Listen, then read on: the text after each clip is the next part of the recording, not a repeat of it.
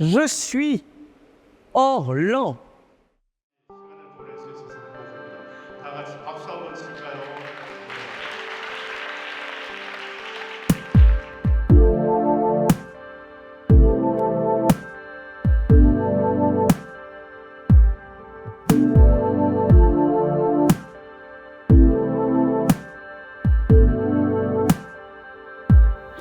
On va loin en dansant sur place. On s'embrasse en dansant sur place. On se caresse en dansant sur place. On va loin en dansant sur place. On va loin, loin,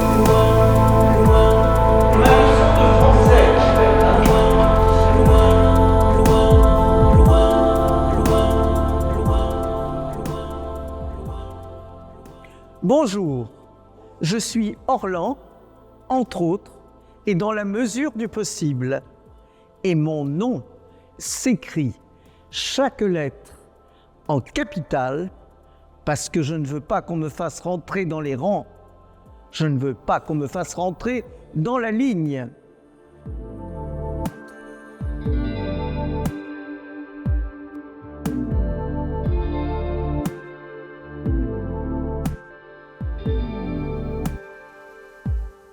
Je suis une artiste qui n'est pas assujettie à un matériau, à une pratique artistique, à une nouvelle technologie ou une ancienne, car je veux dire des choses importantes pour mon époque en étudiant les phénomènes de société de mon époque.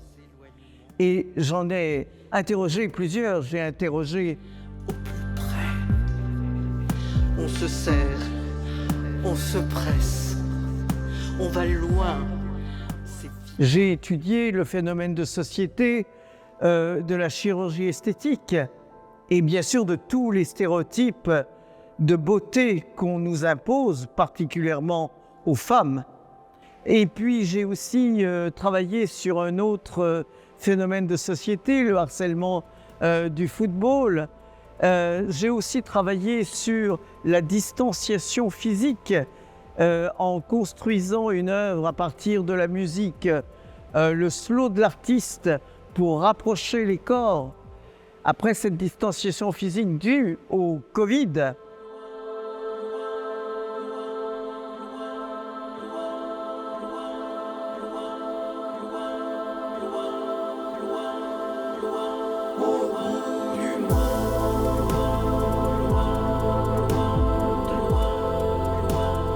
j'ai interrogé énormément de phénomènes de société et aussi, je me suis beaucoup intéressé au climat. Parce que, effectivement, tous ces animaux que vous voyez ici sont en voie de disparition. Et ils sont en voie de disparition parce que le climat a changé. Et le climat a changé parce que nous sommes trop nombreux sur Terre et aussi que nous utilisons beaucoup de nouvelles technologies qui détruisent le monde vivant. Alors, moi je mise sur des nouvelles technologies qui seraient équitables, qui seraient responsables, conscientes de ce qu'elles produisent, de ce qu'elles fabriquent dans le monde, des répercussions, et aussi qui seraient capables de reconstruire ce qui a été détruit par les premières vagues de technologie. Donc pour moi, ça me paraissait très très important de construire des œuvres avec des robots, mais qui ne sont plus du tout les mêmes robots qu'avant, qui sont des robots entièrement fabriqués avec des pièces ou des matériaux qui sont recyclés. Et je montre ces robots qui me ressemblent, qui ont mon visage, qui sont très tendres, très préoccupés des animaux et du monde vivant. Et ça me paraît vraiment très très important qu'il y ait cette symbiose et qu'il y ait ce monde bienveillant et exigeant.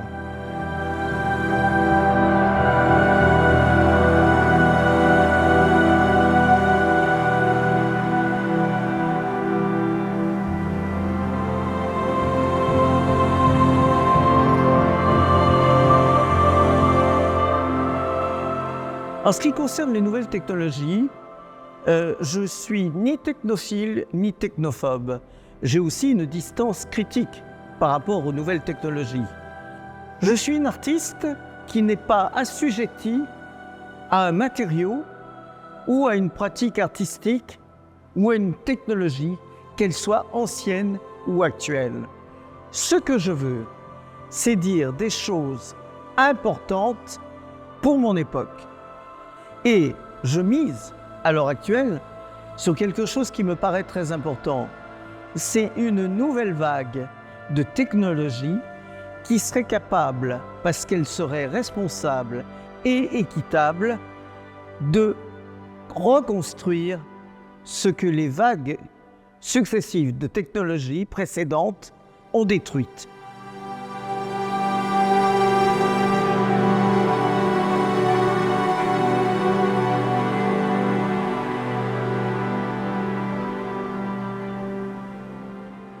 Donc, je mise sur de nouvelles technologies qui prennent en compte toutes les réactions en chaîne de leur innovation.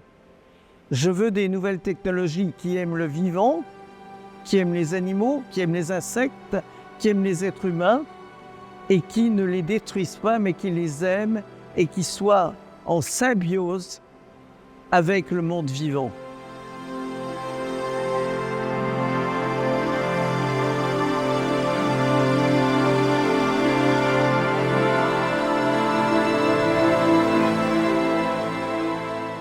Pour moi, cet hologramme est extrêmement important parce qu'il est interactif.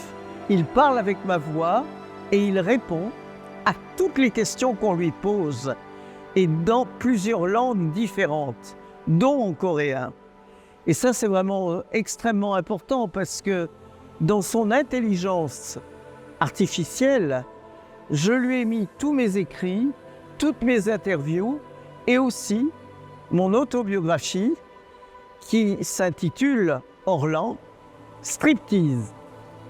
Tout sur ma vie, tout sur mon art. Et donc il sait tout, il répond beaucoup mieux que moi parce qu'il n'a jamais d'hésitation et il connaît toutes les dates. Donc pour moi c'était vraiment très important puisque je ne serai toujours dans cette exposition qu'il puisse me représenter et dire ce que je fais, ce que je pense. Et ça, c'est vraiment très important, je pense, et à la fois que ce soit interactif dans toute mon œuvre, même dans les œuvres qui ne sont pas des œuvres technologiques, j'ai fait dans mes œuvres historiques des œuvres où le public pouvait intervenir. J'ai vraiment un très grand souci du public et j'aime beaucoup la participation. Donc effectivement, l'intelligence artificielle et les nouvelles technologies permettent que le public ne reste pas muet, ne reste pas à l'écart et puisse parler, intervenir, comprendre quelque chose pour chacune de mes œuvres.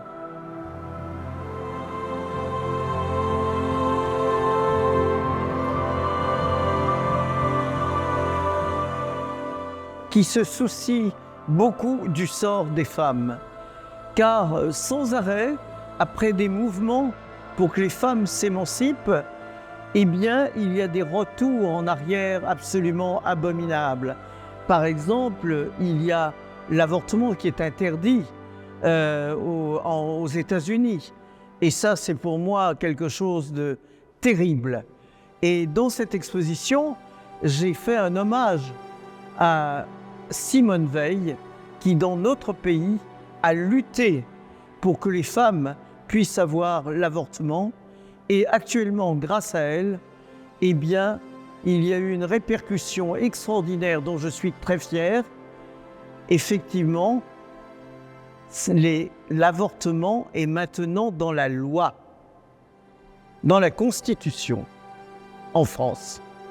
Je suis une artiste féministe et j'ai fait par exemple cette série qui s'appelle « Les femmes qui pleurent sont en colère ».